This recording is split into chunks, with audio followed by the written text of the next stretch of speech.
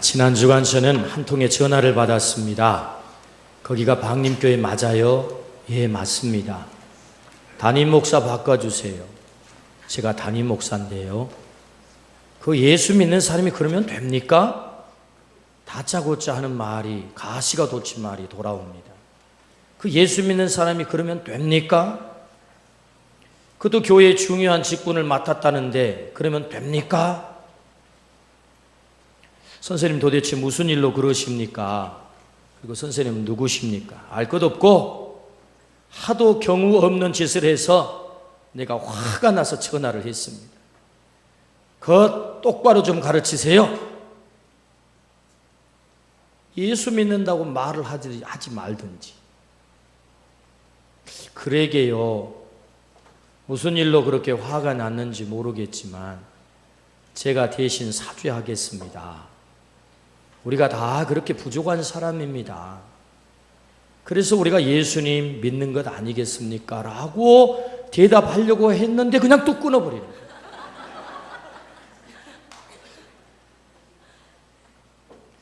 참 부끄럽기도 하고 속상하기도 하고 들켜서는 안 될 장면을 꼭 들킨 것처럼 그래서 부끄럽기도 하고 또 한편으로 화도 나고 저는 그 전화를 이렇게 받은 뒤에 상상을 했어요. 어떤 상상을 했느냐 하면은 거기가 방림교회 맞아요? 예, 맞아요. 담임 목사 바꿔주세요. 예, 제가 담임 목사인데요. 예수 믿으면 다 그래요?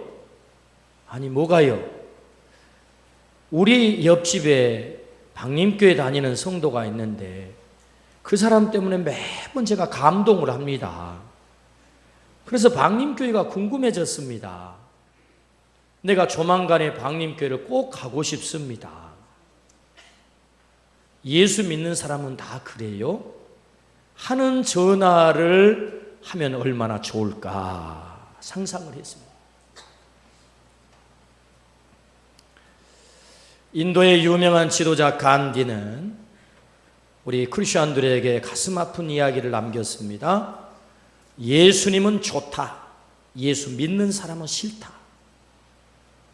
물론 간디의 이 말에 일부를 동의하고 일부는 동의하지 않습니다. 그가 예수 믿는 사람을 다 안 건 아니었을 것입니다. 이 땅에 예수 믿는 사람 가운데 얼마나 신실한 사람들이 많습니까? 아마 그들을 만나보지는 못했겠지요. 아마 그래서 싸잡아 그렇게 말했는지 모르겠습니다. 그러나 우리는 간디의 이 말을 정말로 교훈 삼아 들어야 되겠다 하는 생각을 해봅니다. 예수님은 좋아요. 예수 믿는 사람은 싫어요. 어쩌면 오늘 우리의 자화상을 지적하는 것 같아 참 씁쓸합니다. 오늘 본문은 이렇게 말씀합니다. 오직 사랑 안에서 참된 것을 하여 범사에 그에게까지 자랄지라 그는 머리니 곧 그리스도라. 오늘 우리가 자라야 됩니다. 어디까지요? 예수님에게까지 자라라. 네가 예수님까지 자라서 네가 작은 예수로서 이 땅에 예수를 드러내라. 그런 말씀입니다. 예수님을 세상 속에 드러내라. 그런 말씀. 오늘 말씀을 통해서 우리가 예수 그리스도를 닮고 성장해서 우리가 작은 예수로서 이 세상 속에 나를 통해서 예수 그리스도를 드러내기를 원하시는 이 주님의 간절한 소망을 우리 모두가 들어드리기를 주의 이름으로 축원합니다. 아멘. 그렇다면 우리는 어떻게 작은 예수로 살 수 있을까요? 첫 번째는 하나님의 은혜 안에 있을 때 작은 예수로 살 수 있다라고 말씀하십니다. 오늘 본문 7절 8절 말씀을 같이 읽습니다. 우리가 각 사람에게 그리스도의 선물의 분량대로 은혜를 주셨나니 그러므로 이르기를 그가 위로 올라가실 때에 사로잡혔던 자들을 사로잡으시고 사람들에게 선물을 주셨다 하였도다. 아멘. 오늘 말씀에 보면 각 사람에게 그리스도의 선물의 분량대로 은혜를 주셨다. 그렇게 말씀하세요. 은혜를 주셨다. 하나님께서 은혜는 하나님께로부터 우리에게 주어지는 모든 것이 은혜입니다. 카리스, 은혜, 넓은 의미, 광의의 의미로 은혜는 하나님께로부터 주어지는 모든 것이 은혜입니다. 좁은 의미의 은혜는 내가 하나님의 선택을 받고 내가 부름을 받아서 구원을 받고 죄의 용서를 받고 하나님의 영광스러운 자녀로 살아가도록, 그래서 영원한 하나님의 나라에 대한 소망을 가지고 살도록 나를 하나님의 자녀로 구원해 주신 그것이 좁은 의미에서 은혜예요. 우리는 모두가 이 은혜 가운데 있는 자들입니다. 그 은혜 가운데 중요한 것이 은사라고 하는 것이 있습니다. 은사는 하나님이 주시는 선물입니다. 오늘 성경에 보니까 사도, 선지자, 복음 전하는 자, 목사, 교사, 이 외에 성령의 많은 은사들을 언급하면서 사도와 선지자와 복음 전하는 자, 목사, 교사, 이런 은사, 은혜를 주셨다는 거예요. 이런 은사를 가리켜서 은혜라고 합니다. 제가 오늘 여기 목사로서 하나님의 말씀을 전할 수 있는 것도 하나님이 주신 은사입니다. 제가 되고 싶다고 해서 되지는 것이 아닙니다. 하나님이 주신 은사요, 은혜로 제가 목사가 되어서 오늘 하나님의 말씀을 전할 수 있는 것입니다. 이것이 하나님으로부터 주어지는 은혜죠. 그러므로 여러분, 오늘 우리가 예수님을 닮는 것도 하나님의 은혜 아니고는 불가능한 것입니다. 내가 예수님을 닮고 싶어요, 예수님에게 성장하고 싶어요, 아무리 마음을 먹어도 하나님이 그렇게 되도록 은혜를 베풀지 않으면 나는 절대로 예수님을 닮을 수가 없는 거예요. 예수님에게까지 성장할 수가 없는 것입니다. 하나님은 나를 너무나도 잘 아십니다. 내가 얼마나 형편없는 존재인지를 너무나도 잘 아십니다. 우리는 솔직히 날마다 신앙에 실패하는 자들입니다. 나 자신 어디를 보아도 감히 예수님을 흉내낼 수 없는, 예수님을 닮을 수 없는, 작은 예수가 될 수 없는 존재인 것을 내 자신이 너무 잘 압니다. 사실은 말씀대로 살아보고자 해도 그렇게 사라지지가 않습니다. 우리의 입술에는 감사보다는 불평과 원망이 더 많습니다. 음탕함과 탐욕을 은근히 즐깁니다.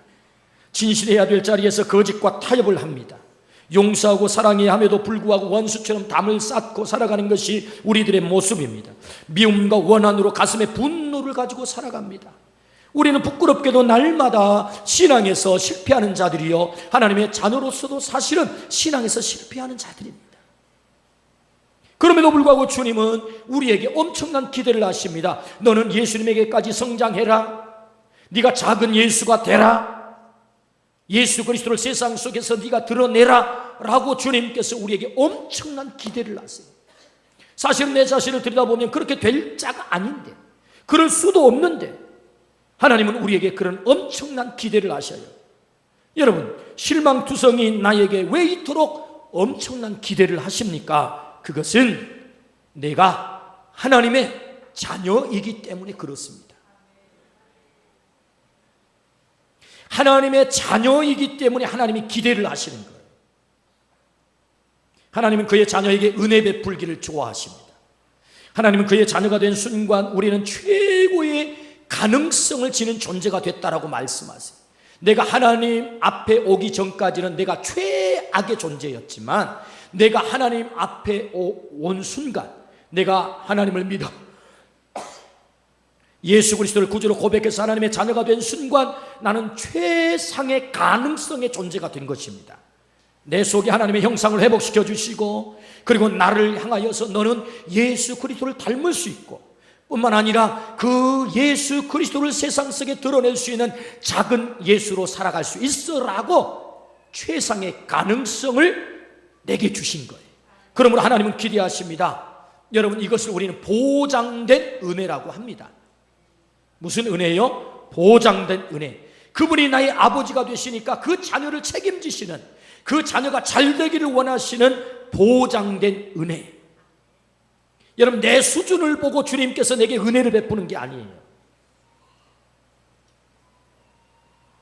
내 수준을 보고 하나님께서 은혜를 베푸는 것이 아니다.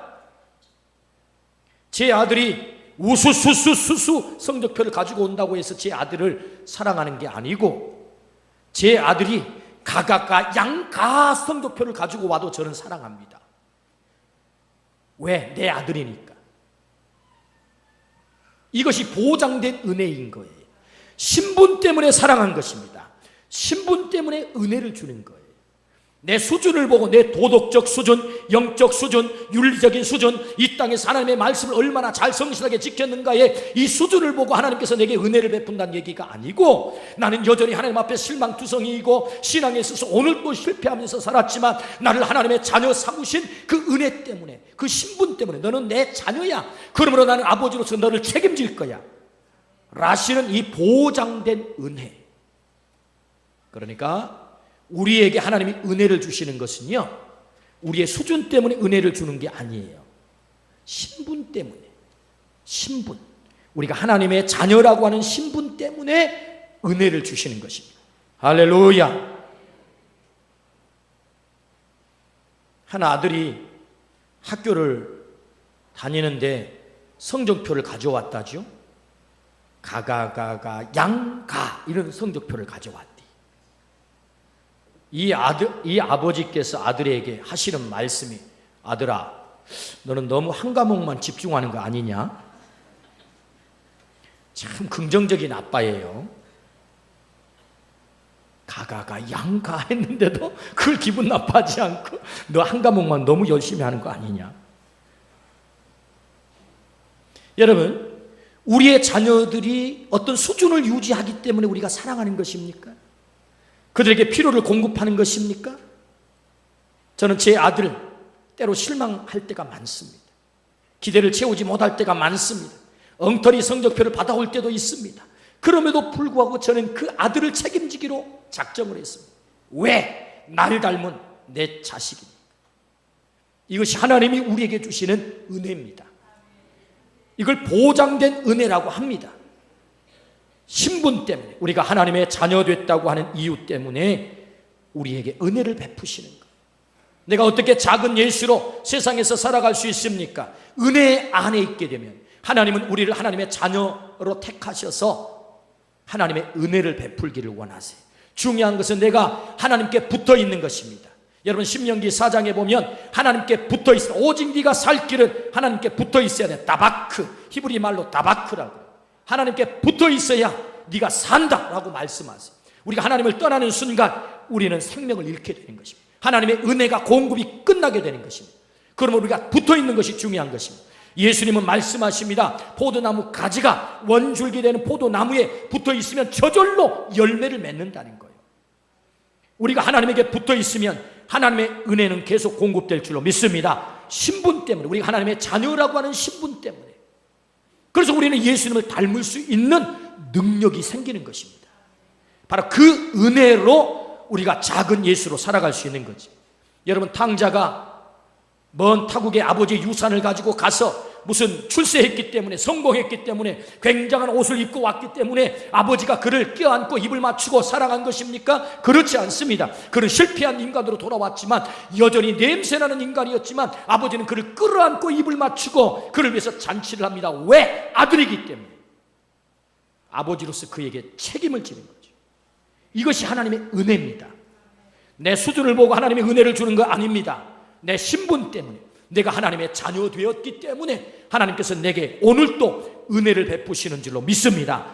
그러므로 우리는 작은 예수로 살 수 있는 게 뭐예요? 하나님의 은혜 안에 있으면, 하나님께 붙어 있으면, 포도나무 되시는 예수님에게 가지된 내가 붙어 있으면 열매가 절로 맺음과 같이 하나님의 그 은혜 안에 있게 될 때, 그 은혜로 우리는 작은 예수로서 세상 속에 예수 그리스도를 드러낼 수 있는 줄로 믿습니다. 아멘. 두 번째, 어떻게 우리가 작은 예수로 살아갈 수 있습니까? 성장할 때 작은 예수로 살아갈 수 있다라고 말씀하세요. 성장할 때.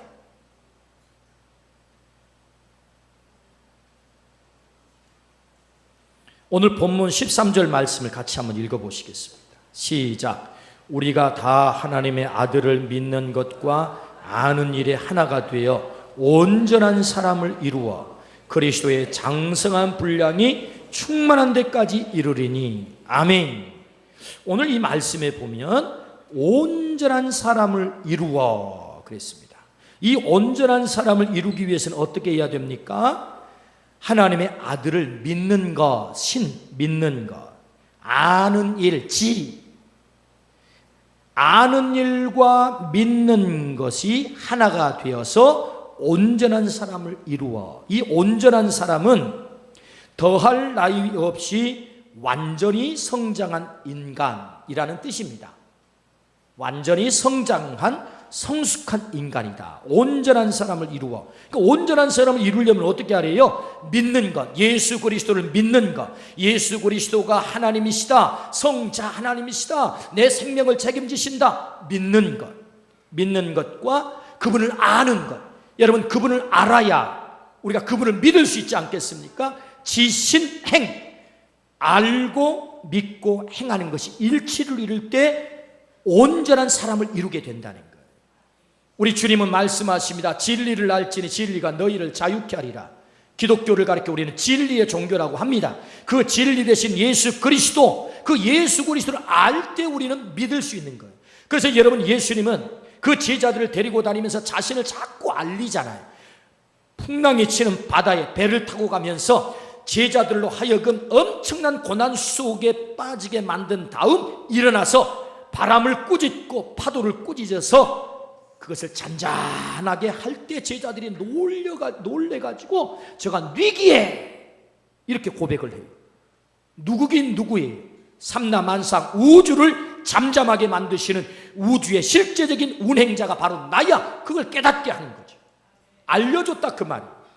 죽어버린 나사로 무덤 앞에 가셔서 예수님께서 나사로야 나오너라. 죽어버린 나흘이 된 나사로를 향하여 명령할 때 죽은 자가 저벅저벅 걸어 나오는 이 사건을 통해서 저가 뉘기에 누구긴 누구의 내가 부활이요 생명이다 알려주는 거죠. 내가 부활이요 생명이다.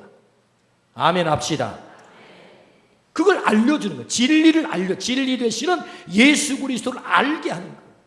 그럴 때 그들이 예수님을 믿게 되는 거죠. 부활로, 생명으로, 구원자로, 큐리오스 주님으로 믿게 되는 것 아니겠습니까? 그럴 때 그들이 온전한 사람을 이루었다라고 말씀을 하세요. 오늘 여기 온전한 사람은요, 14절에 등장하는 말씀과 비교를 해서 우리가 좀 살펴봐야 합니다. 14절 말씀이 이렇게 되어 있습니다. 같이 한번 읽어보실까요? 이는 우리가 이제부터 어린아이가 되지 아니하여 사람의 속임수와 간사한 유혹에 빠져 온갖 교훈의 풍조에 밀려 요동하지 않게 하려 함이라. 아멘. 여기 등장하는 단어 가운데 어린아이라고 하는 단어가 있습니다. 이 어린아이와 반대말이 뭐예요? 온전한 사람이죠. 온전한 사람 반대말이 어린아이입니다. 왜 우리가 성장해야 됩니까? 어린아이에서부터 벗어나기 위해서 성장해야 된다는 거죠. 그럼 어린아이의 특징이 뭡니까? 오늘 성경은 세 가지를 지적합니다. 사람의 속임수에 넘어가게 되고, 두 번째는 간사한 유혹에 빠지게 되고, 세 번째는 온갖 교훈의 풍조에 밀려 요동치는 불안한 삶을 사는 존재가 어린아이라는 거예요. 오늘 우리가 신앙의 어린아이에서 벗어나지 않게 되면 세상의 속임에 자꾸 사단의 속임에 넘어가게 되고 악한 간사한 유혹에 빠지게 됩니다. 여러분, 이 땅은 우리를 가만두지 않습니다. 자꾸 유혹에 넘어가게 만듭니다. 죄의 유혹에 넘어가게 만듭니다. 여러분, 죄는요 언제나 우리에게 달콤하게 찾아옵니다. 우리에게 쾌락을 제공하겠다고 말합니다. 근데 결과는 파멸입니다. 이것이 잘 구분되지 않는 어린 신앙은 넘어가게 돼 있다는 거예요.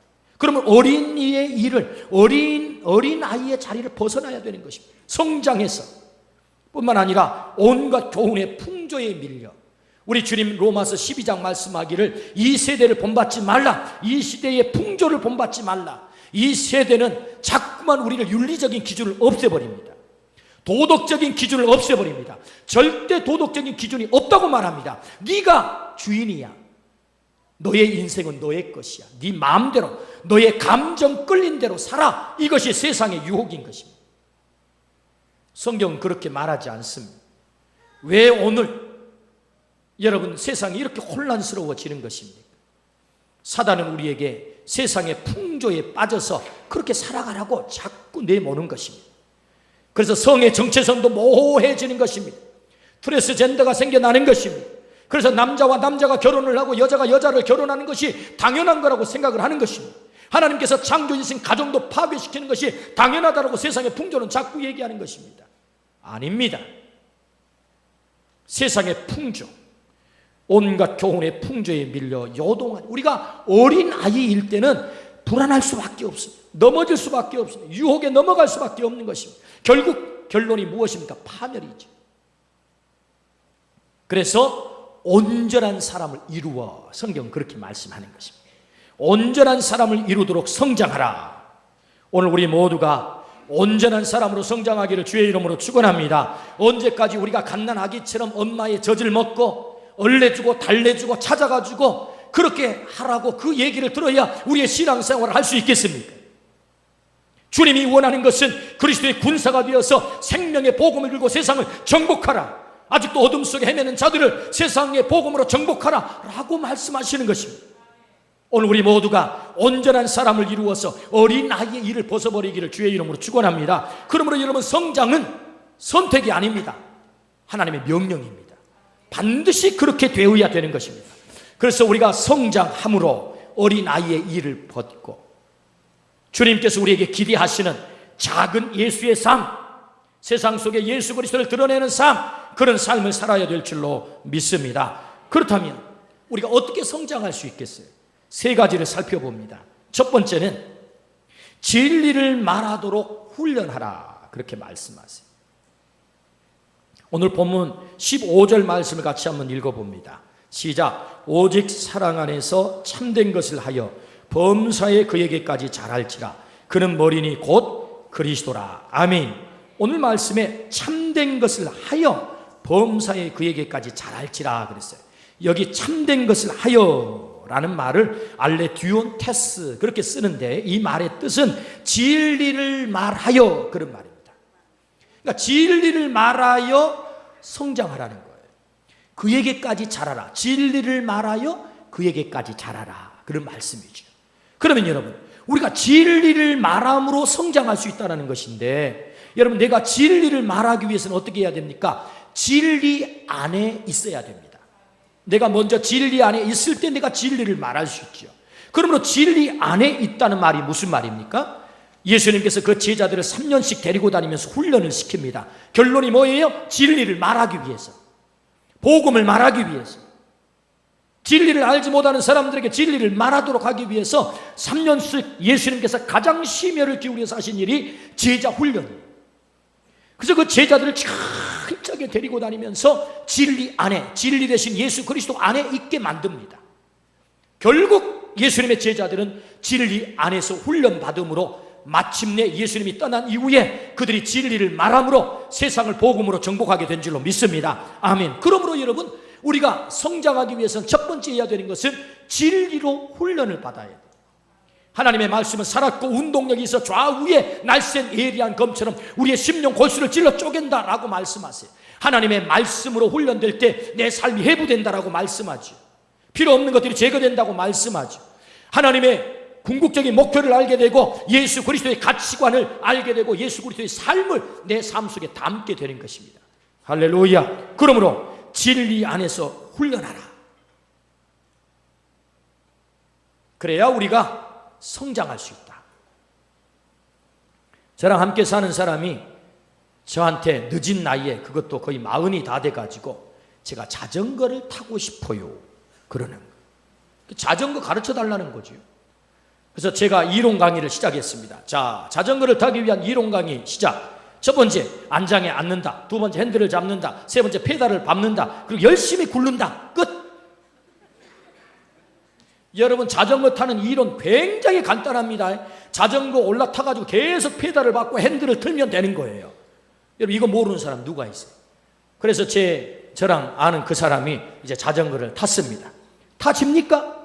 계속 자빠지고 넘어지고 깨지고 어느 날 무릎도 깨우고 제가 뒤를 잡고 연습을 시키는 것입니다. 훈련을 시키는, 트레이닝을 시키는 것입니다. 자, 타고 정면을 향해서 보고 핸들을 꽉 잡고, 자전거는 반드시 수도밤은 넘어지게 되어 있기 때문에 페달을 죽으라고 밟아야 됩니다. 밟으세요 했더니 밟은데 삐뚤 결국은 자전거를 타게 됐습니다. 어떻게 해요? 훈련을 통해서. 그러므로 여러분, 우리가 성장한다고 하는 것은 훈련해야 됩니다. 몸에 체득이 돼야 자전거를 타는 것입니다. 수영도 마찬가지입니다. 몸에 체득을 해야 되는 것입니다. 여러분, 진리를 말하는 것은 그냥 말해지는 것이 아닙니다. 우리가 훈련을 통해서 몸에 체득을 해야 되는 것입니다. 그러므로 우리가 성장하기 위해서는 진리 안에서 훈련하라라고 말씀을 하세요.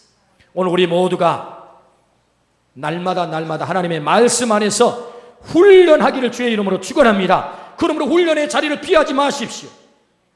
새가족 확신에는 제자반에서, 알파 코스에서, 성장 제자반에서, 제자 대학에서, 예수 제자 훈련학교에서 훈련할 수 있는 자리마다 다 오셔서 훈련해야 됩니다.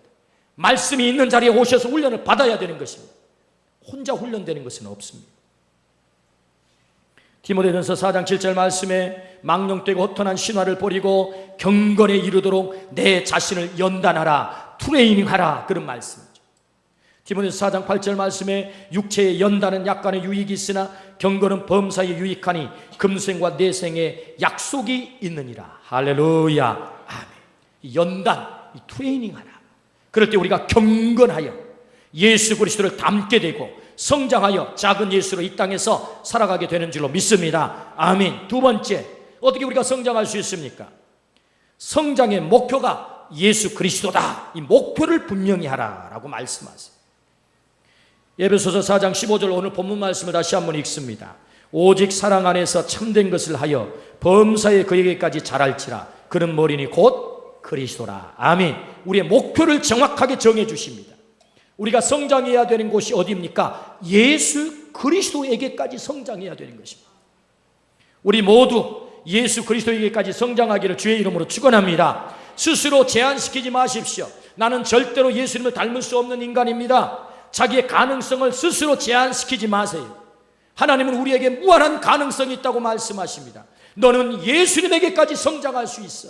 이 어마어마한 기대와 가능성, 그것이 하나님의 마음입니다.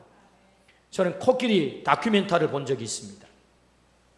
여러분, 야생 코끼리를 붙잡아다가 어떻게 훈련을 시키느냐, 이 코끼리를 훈련시키는 조련사를 마호트라 그럽니다. 마호트. 이 마호트는 여러분, 코끼리를 훈련시키기 위해서 야생 코끼리를 붙잡아가지고 박스처럼 통나무로, 큰 굵은 통나무로 코끼리가 옴짝달짝 못하도록 코끼리 몸뚱아리만큼 딱 만듭니다. 거기다가 집어넣어 놓고는 네 발을 쇠사슬로 딱 맵니다.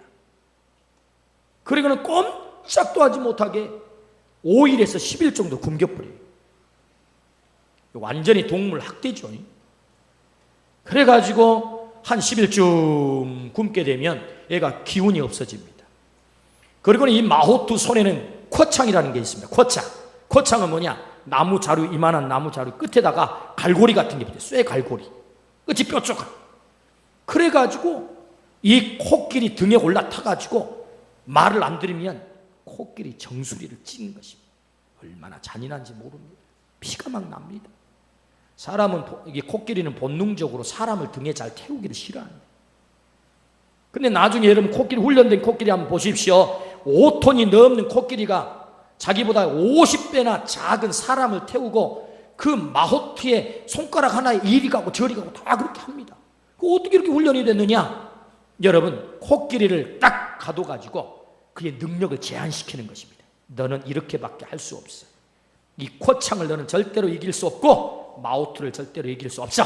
그리고는 쇠사슬로 딱 발을 붙들어 매가지고 꼼짝하지 못하도록 하면, 아, 나는 여기까지밖에 못 가.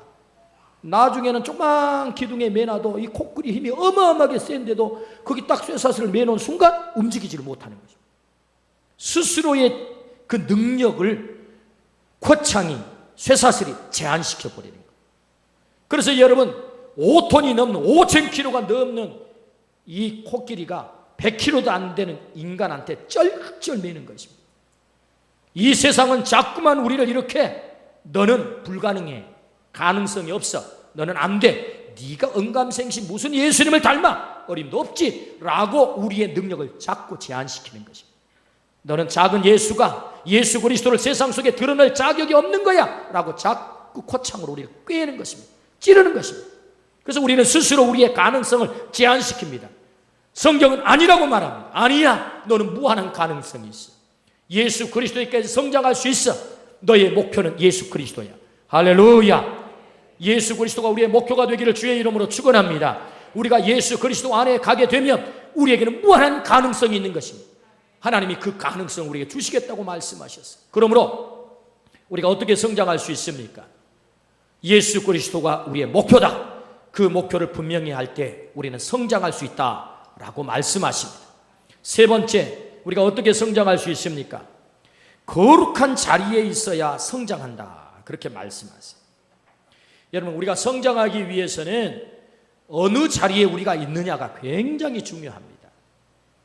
거룩한 자리에 있게 되면 거룩의 냄새가 우리에게 배는 것입니다. 그러나 더러운 냄새가 나는 사람, 여러분, 제가 목포에서 목회를 할 때 우리 성도님 가운데 한 분이 오면 그 맛있는 생선 냄새가 쫙 납니다.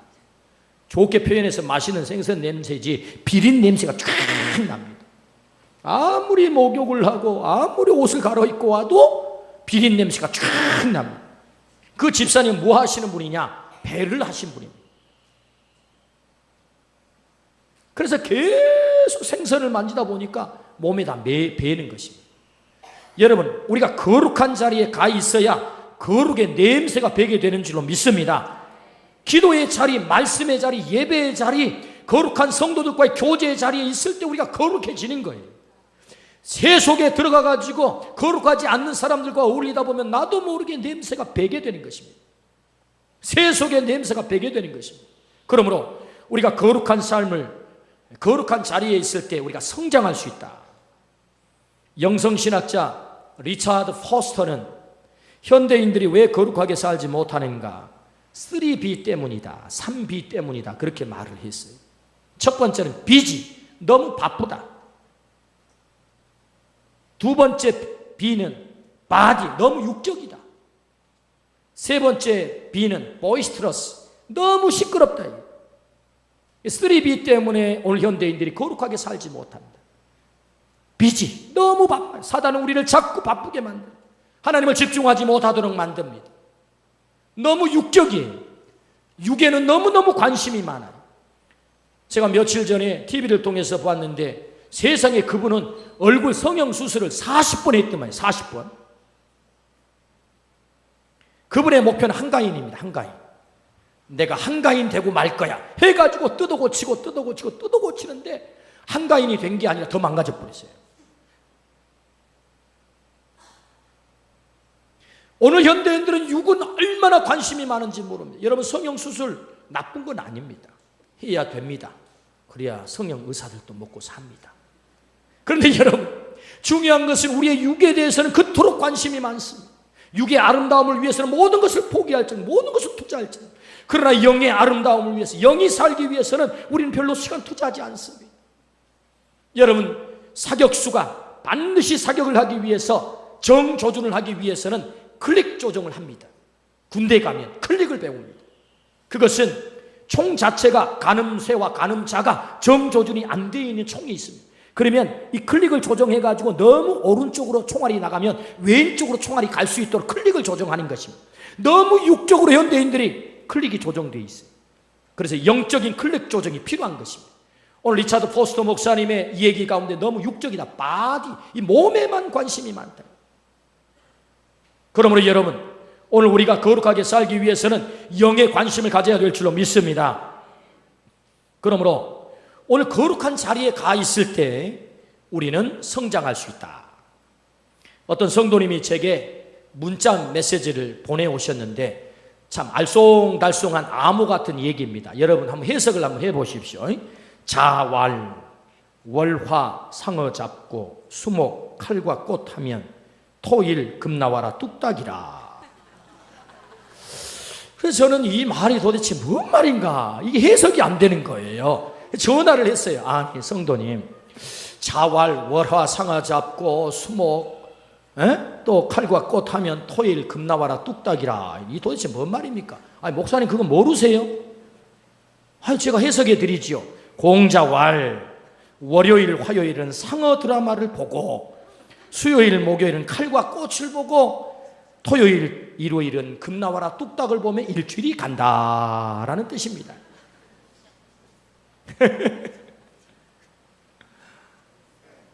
TV를 안 보신 분들은 이 말을 또 뭔 말인지 이해가 안 되겠지만 아주 재밌는 드라마가, 최근에 이런 드라마가 있습니다. 일주일이 168시간입니다. 168시간 중에 예배를 1시간 드립니다. 168시간 가운데 예배를 1시간 드립니다. 이 1시간의 예배를 통해서 우리의 영혼이 건강하기를 기대하는 것, 과연 그럴 수 있을까요?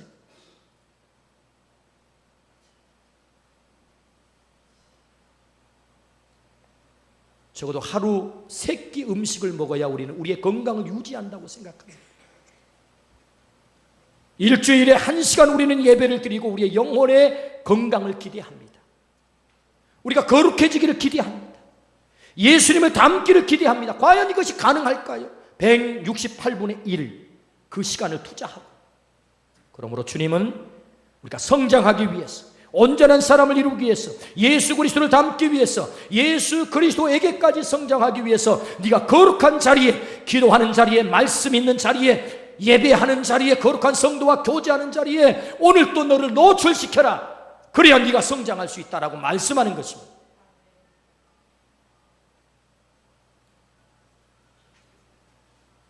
주님은 우리에게 오늘 기대하십니다. 네가 작은 예수 되어서 나를 세상 속에 드러내면 좋겠어. 예수님도 좋고 예수 믿는 사람도 좋고 이런 말을 들으면 참 좋겠어. 그리스도에게까지 너 성장할 수 있어. 네가 작은 예수 되어서 나를 세상에 드러낼 수 있다면, 예수님을 드러낼 수 있다면 나는 그것 더 이상 바랄 것이 없다. 주님의 기대입니다. 그러므로 오늘 주님이 우리에게 말씀하시는 하나님의 은혜 안에 있게 되면, 하나님께 붙어 있게 되면 우리는 성장할 수 있습니다. 작은 예수로 살 수 있습니다. 어떻게 우리가 작은 예수로 살 수 있습니까? 성장하라고 말씀하십니다. 진리로 훈련하라. 목표를 분명히 하라. 높은 목표, 예수 그리스도가 너의 목표다. 뿐만 아니라 우리 주님 말씀하십니다. 거룩한 자리에 있을 때 성장할 수 있다. 오늘 우리 모두가 작은 예수 되어 이 땅에 예수 그리스도를 드러내는 이 거룩한 사명을 감당하기를 주의 이름으로 축원합니다. 기도하십시다. 하나님 아버지 감사합니다. 우리를 사랑하셔서 예수 그리스도에게까지 성장할 수 있다라고 가르쳐 주시고 그 목표를 주시고, 그래서 작은 예수 되어 세상 속에 그 예수님을 드러내는 삶을 살게 하시니 진심으로 감사합니다. 주여 이 거룩한 사명을 온전히 감당하게 하여 주옵소서. 예수 그리스도 이름으로 기도드리옵나이다. 아멘.